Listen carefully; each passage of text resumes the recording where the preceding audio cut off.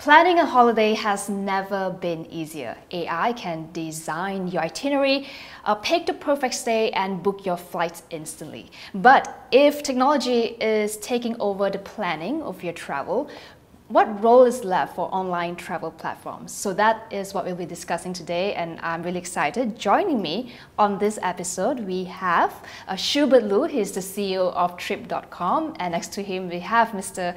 Edmund on. He's the Senior Regional Director for Southeast Asia at Trip.com. Great to have you both here. Thank you. So, going back to my question earlier, if Google or ChatGPT can help me plan a perfect itinerary in seconds, what's left for OTAs like Trip.com? What is the role of a company like yours? Absolutely. That's a great question. So to start, planning is not the only piece of travel. We all agree with that. Planning is just a small bit of it. It may be a very time-consuming bit of it, and AI is doing a good job to do it. But our platform, what we can do is an entire ecosystem of travel. So we start from what we call the inspiration phase of travel, into the actual planning, into the actual booking, into the fulfillment of the travel, and this customer service behind it. So this ecosystem is what we offer on top of just AI planning. So the short answer back to your question is, yeah, it does a bit of the job better, but overall we are incorporating that and understanding how AI can work and our booking can work together and solve the problem for our consumers. Okay, so let's get to how you are incorporating AI into your platform and how has it improved customer experience? Absolutely. So a few-fold. One is we actually integrate some of our technology with the bigger search models out there. We integrate our solutions into theirs. So once you search in their platform, you get routed to our travel services. The other is we have our own version of the AI we call Trip Genie that's in our apps right now, where you can do detailed planning, and also the features more comprehensive, more error-proof in terms of accuracy, in terms of where you can go and what is the lag, what are the possible routes, and so on. And once you have that, then you can actually book it. So that's the big difference between a traditional AI planner and a Trip Genie enabled AI solution. Okay, so from what I have read, Trip Genie usage jumped about 200% last year. What is driving that surge? I'd like to go to Edmund just to try to understand a bit more of, let's focus in on Southeast Asia especially, right? Is this just curiosity of, no, I'm wanting to try AI, or is AI really changing travel behavior among I think consumers? it's really changing the way that how customers actually use AI to just do searching for their travel products. I think right now Trip Genie actually covers about more than 200 countries. But what is interesting to me is how, especially in this region, how different countries actually behave, the user behave. Take for example, Singaporeans. They love to use AI, a Trip Genie in this sense, to search for after hotel sales service, such as confirmation. They view it as a very effective efficiency tool. But whereas in Malaysia, Malaysians will use the hotel comparison intent research, all right, to compare certain pricing, and this probably is how Malaysians use AI to to give them the best value for their money when it comes to booking hotels. I think Malaysians' intent of using that function itself is 2.5 times higher than the global average in terms of hotel pricing comparison. Okay, so that's the customer experience, right? But I do wonder, the usage of AI as a company operations-wise, right? How does that then translate into better efficiency or even revenue, cost savings even? AI right now is infiltrating a lot of part of our product and our operation. Let's start with the product side. We have Trip Genie, which we talked about being one-stop shop and able to book. We're also enabling other features on our site in terms of hyper-personalization, meaning that I know you, I know all the conversation you had with the platform, all the history, and all the type of booking you had. And we give that all to AI to give you the best recommendation we can. In the past was just your search criteria. Now is your history, your conversation, and all about you and giving you something that you like. And then we're also using that in other technology, including we call it trip trends and we call it trip events. These are also tailored to you on what would you like in terms of what is happening around the world and what would be the best for our consumer. So it's infiltrating into all the different type of products. Just looking ahead, I'm just wondering, so in, let's say, 10 years from now, right, will AI still recommend trips to you, or it will tell you, this is what you need, this is what you want? Okay, so we're talking about, now the industry call it ASI, right? Artificial super intelligence. So in that world, it's prediction model, meaning that it will know you better than you do yourself. So you will actually tell you and recommend to you something that you should do. So I think that will be probably 5 to 10 years from now. Wow. And if that happens, then we truly have someone, there'll be a speaker that you just talk to. Your interaction is no longer a screen. You would just say, where should I go next week with my family? Okay. Right? And it will give you all the right solution and then say, can I book for you? And if you say yes, you will be done. Right? So your travel becomes so seamless, that will be the future. Do you see your competition, the next stage of competition, will it be from your other competitors, or would it be an AI platform or I don't know, a social media platform that thinks that, hey, maybe I want to get into travel? Interesting. I think the answer will be multifold. One is the entire industry is changing already. I think all our competitors and ourselves are looking into the AI solutions and how can that make our travel better. Then we're looking into other venues. So getting back to that multimodal interaction. In the past, it's what we call GUI interface, graphical user interface. Okay. We're now migrating to what they call a LUI, language user interface. We don't think that's the most efficient. We think in the future it will be motion-based.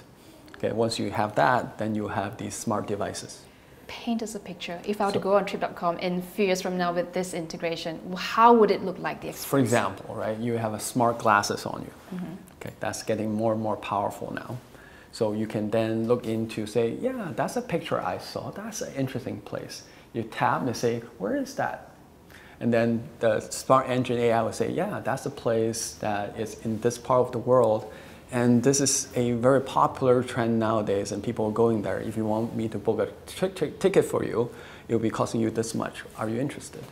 So this recognition capability, comparison capability, research capability will be all in one voice command. Wow. What you see and then what it can do will be all linked together. It's no longer a multi-search. I have to go there and find a photo and then come back to say, what is this place? And then tell me, where should I go? And so on. Everything will be done in one shot. I think the trend we're seeing right now is very much we call the event-centric entertainment trend.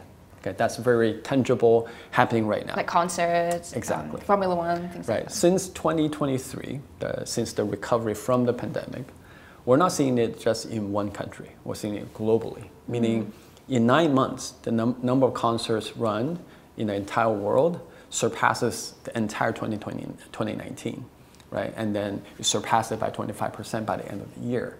So what we're seeing is people are traveling for a purpose. They want to find a reason, not just to visit friends and family anymore, or just to sightsee. I want to go there to enjoy, to have this fun moment that I can remember, because time is precious. Right? What we all learned from the pandemic. So because of it, then this entertainment-based, event-centric travel is actually emerging. We're seeing that being very, very powerful. And we see that a lot in Southeast Asia. We've seen spikes in hotel bookings in Singapore when the likes of Taylor Swift, Lady Gaga, Coldplay came to perform in Singapore per se. In fact, when Taylor Swift came to Singapore, I was in Malaysia traveling back from KL to Singapore. And on the plane back, all I hear was, oh yes, we can see her in live in the action again. But the data tells us there's a spike in booking per se, as compared year on year. And quite recently, there's some English football club that comes to Southeast Asia. Right? You have the likes of Arsenal and Newcastle. Again, from our data standpoint, we see Indonesian fans, perhaps, or Malaysian fans traveling to Singapore to see their favorite soccer players in Singapore, right? And of course, I have friends who travel to Hong Kong to watch Arsenal versus Tottenham, and traveling there just for the event. Okay. Right, not for the destination, but for the event. So event-based traveling, I think this would be on the rise. What other trends have you noticed that perhaps post-pandemic that we may have not, that you have observed to have been growing? I think from last year, in Southeast Asia context, we've seen continued interest in China as a destination. Okay. We see increased numbers in flight and hotel bookings for various cities in China, in countries like Thailand, Singapore and Malaysia. I think that I will attribute that as the visa being lifted up and making people easier to travel to China per se. But of course, I think over the past few years, the interest in China as a destination actually increases much more than other destinations traditional destination that Southeast Asian actually likes. Okay. Right. So how is Trip.com positioning itself in terms of capturing this growing market? If you can speak to us about Southeast Asia particularly. I think for Southeast Asia wise, right now, as I said, we are focusing on new and old destination, appealing to the local users, putting in a team of locals, knowing when, where the locals are traveling remains our very much focus. Right. So you're also seeing airlines and hotels are also pushing for direct bookings. This is not just OTAs. So how are you seeing that competition too? It's getting to be even more crowded now. Yeah, we don't see it as a competition per se. We actually think that there is a diverse offering, and all the service providers were trying to capture the market, and we actually offer that convenience for the consumer and also for the airlines to get into the right segment of the market. For them to do the same thing we do is actually much less efficient. Okay. Okay, because we know the channel, we know how to operate it, we know how to operate in the right efficiency and low cost. And for them to replicate the same thing, they need a 5,000 strong IT department, which is not practical for them. So OTA offers additional value to the channel providers, we call them, or the suppliers. Also, we actually offer additional customer service. That is something that the direct channels can never fulfill directly. Yeah. Right? For example, we offer the 30 seconds pickup by a real person service in customer service. So if you are not satisfied with your AI solution, we can actually route you to an agent, a live agent, in 30 seconds. That's our promise, and many actual suppliers can do that. Right? Yes. So the additional value add is what we see the role that we play. Where do you see would be your biggest investments in the next couple of years, besides technology, of course? Yeah, so I think a couple of places we want to get into. Sustainability. I think that's an underlying trend. It's not necessarily a super preference at this moment, but we see that as a table stake in maybe 5 years. People are really looking into how can I sustain this world while I still enjoy myself. So sustainable travel is one big trend that we're actually putting a lot of attention to. We're joining with the Global Sustainable Tourism Council and working with them to display the right numbers, making the right choices, and helping that ecosystem to go further. We're actually seeing the millennials, the Gen Zs, are doing it on their own preference in terms of the wellness part of their lifestyle. We're paying attention to that. And then also the silver generation, right? This is the baby boomers that actually has the money, they can actually spend it, and they want to enjoy life at times where the other part of the population are busy working, right? So they can actually help the industry to continue to have consumption in the process. So that plays well with one another, because you see everyone can travel on the weekend, but weekend times are very limited. From Monday to Friday, the hotels are half empty, so what do? Well, you want to promote travel for the people that can, right? So the silver generation will be another element that we'll pay attention to. Okay, all right. What would you say is perhaps the biggest threat that the industry is not talking about yet? So there are many threats. One is regulatory. Okay. So I don't want to get into politics per se, but just use AI as an example. Different governments have different takes on what AI can do or cannot do. So they put out different regulatory requirements or policies where companies like us have to adopt to. And we do operate in 220 countries, and what do? We have to then tailor our solution to match each of these policies. That becomes quite challenging in how we can scale. So regulatory for sure is one of the challenge. The other challenge obviously is where does AI go in 4 to 5 years in terms of not just the technology itself, but how we operate as people. Right? I think that is a big uncertainty that we have to pay attention to. Will AGI or ASI actually happen? If that happens, then what do we do? Right? So I think those are unknowns that we have to really pay attention. Okay. Let's hone in on Southeast Asia then, for you, looking at the market, because it's quite a dynamic market. It's growing really fast. So if you can share with us, perhaps for your side, what do you see some of the biggest threat? Actually, I'm watching very closely. Schubert just mentioned about to be sustainable in the environment. Sometimes, I mean, from our position, it's the young, right? They are paying more attention to the environment when they travel. But I worry about how can I deliver on these promises to them, because the entire travel ecosystem, it's not under Trip.com's purview per se, right? So that's one thing I'm watching out. I think within SEA region, also very important is the fluctuation in currency.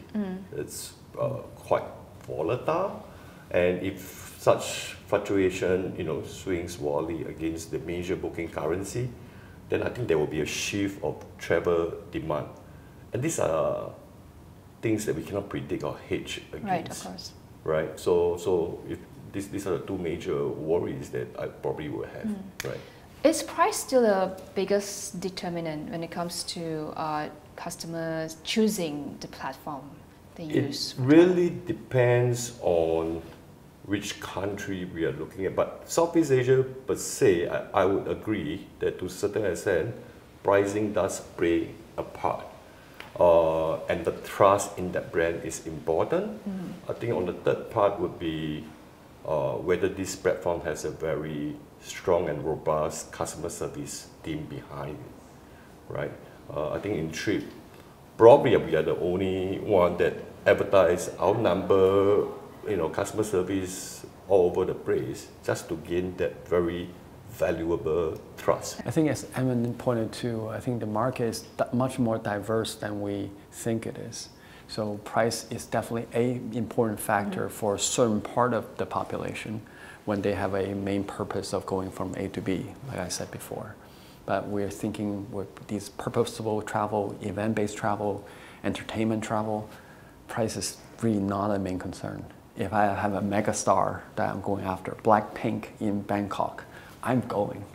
And if you can get a ticket. If you can get a ticket and it sells out in seconds, and then if that's the case, I really can't care less about price. Okay. So it all goes back to what is the main purpose of travel.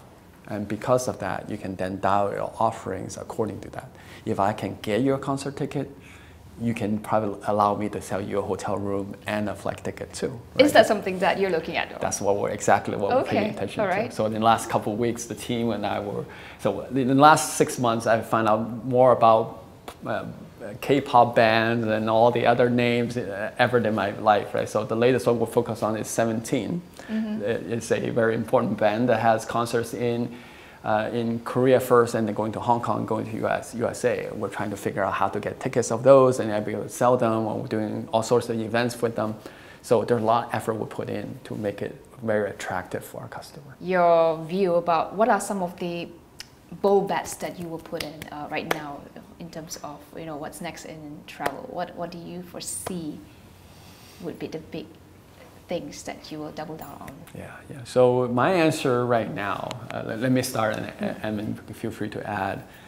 My big bet or the bold prediction is still how does AI or ASI will be able to replace some of the way that we actually operate today, and how does OTA get changed because of it. Like I said, we are now into this sort of multimodal interaction mode where people, how they book a trip in the future will be different.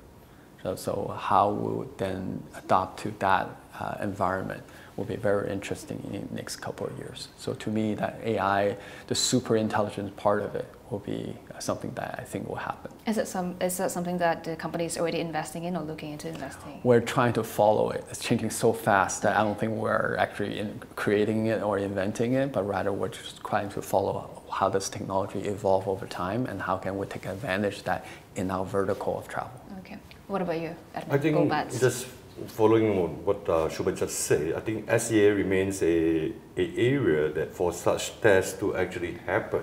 Okay. Why do I say this? I think the Southeast Asian population are young, or very tech savvy, open to trial, and because the ease of the high penetration of smartphone as well as the ease of adoption of digital payment allow such testers to actually continue to test out before we roll it to the other market. And with the economic of Southeast Asia, most of them growing in strength, the middle class will emerge. And with that, I think, if I may, the smart dollars in Southeast Asia, of course. Yes, right. I agree with you. Right. Yeah, it's a very, very important market. All right. Well, thank you so much both to Schubert and Edmund for sharing your insights. Best of luck with your plans. Thank you very much. Thank you very much. Thank you. Thank you.